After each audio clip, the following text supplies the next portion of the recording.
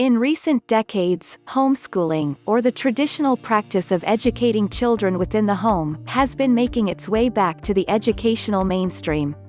This alternative means of elementary and high school education dates back to early years in the United States, when in 1906, Calvert Day School in Baltimore, Maryland, offered a pre-packaged curriculum, partnered with a National Geographic advertisement.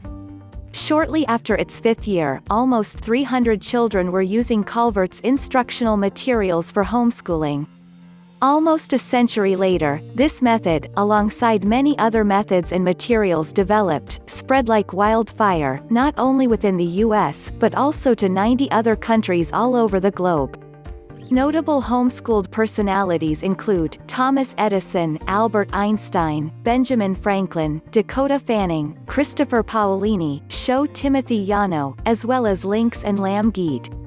Through history, the methodology with which homeschooling is carried out have proven to be effective. However, as times change, so do the needs and requirements of the learners change. With this, certain modifications are required of the conventional homeschooling methods. Something more stimulating, more motivating, and worthwhile, to encourage today's children to learn and explore. Looking through the vast resources available online, under the subject of homeschooling, it could be seen that there has been much improvement on how homeschooling is done through its long history. From the very simple methods and materials, to new ones that are more sophisticated and complex.